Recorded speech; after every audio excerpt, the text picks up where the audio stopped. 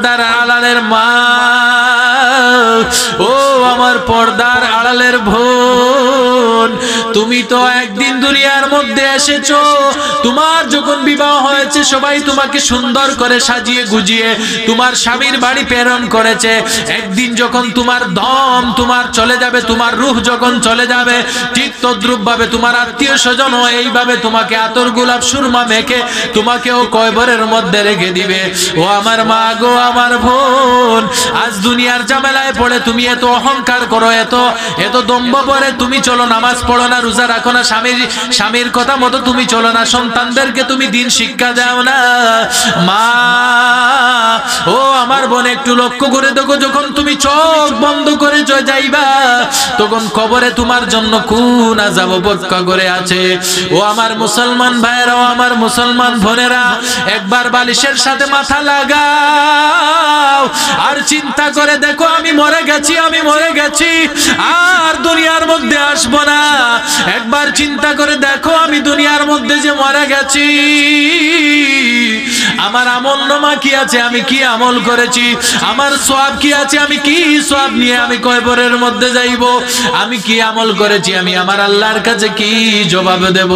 ওরে মুসলমান, তুমি যদি নবীর তরিকায় চলো না, নবীর আদর্শ অনুযায়ী চলো না, তুমি যদি দাড়ি রাখো না, তুমি যদি দাড়ি সুন্নত তরিকা মতো রাখো না, নামাজ পড়ো না, নবীর সুন্নত পথে চলো না, তুমি যদি নবীর সুন্নত তরিকা আদায় করো না, আমার নবী বলেন, ওরে মুমিন বান্দা ও আমার উম্মত, কাল কিয়ামতের দিন হাউজে কাউসারের পানি আমি তোমাকে পান করাবো না। বলেন নাউজুবিল্লাহ।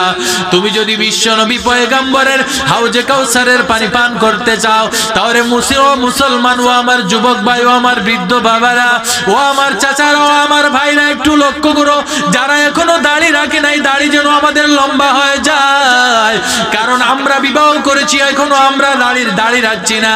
আমরা কিসের জন্য দাড়ি কাটি রে ভাই? আল্লাহর রাসূল বলেন, যে ব্যক্তি দাড়ি কাটলো সে যেন আমার কলিজার মধ্যে আঘাত করলো। কেন রে ভাই আমরা আমার নবীকে আঘাত দেব? আমার নবীকে যদি আমি আঘাত দেই তাহলে হাউজে কাউসারের পানি আমার নবী পান করাবেন না। কারণ আমি আমার নবীর তরিকা অনুযায়ী যদি দুনিয়ার মধ্যে চলাচল করতে পারি, তাহলে আল্লাহর রাসূল আমাকে চিনে চিনে ডেকে ডেকে হাউজে কাউসারের পানি পান করাবেন। ও মুসলমান, ও আমার পর্দার আড়ালের মা, আমি আপনি যদি নবীর তরিকা অনুযায়ী চলতে পারি, আল্লাহর হুকুম অনুযায়ী যদি আমি চলতে পারি, আল্লাহ রাব্বুল আলামিন নিশ্চয় আমার জন্য জান্নাত উপহার দিবেন। বলেন সুবহানাল্লাহ। কারণ আমরা একবার দুনিয়ার মধ্যে এসেছি, আল্লাহ রাব্বুল আলামিন আমাদেরকে পাঠিয়েছেন একমাত্র আদম আলাইহিস সালামের ঔরসে। আমরা হিন্দু, বৌদ্ধ, খ্রিস্টান সবাই আমরা একমাত্র আদম আলাইহিস সালামের সন্তান, কিন্তু দুনিয়ার মধ্যে এসে আমরা সবাই বিচ্ছিন্ন হয়েছি, কেউ বৌদ্ধ হয়েছে, কেউ খ্রিস্টান হয়েছে, কেউ নাসারা হয়েছি। আর আমাদেরকে আল্লাহ রাব্বুল আলামিন বিশ্ব নবীর, শেষ নবীর শ্রেষ্ঠ উম্মত, এমনকি আশরাফুল মাখলুকাত হিসাবে সৃষ্টি করছেন। বলেন সুবহানাল্লাহ। এজন্য যেহেতু আমাদের দাম বেশি, আমরা শেষ নবীর উম্মত। আগেকার নবীর উম্মতরা আফসোস করতেন, হায় আমরা যদি শেষ নবীর উম্মত হইতাম কতই না ভালো হইতো, কারণ শেষ নবীর উম্মতরা অল্প আমল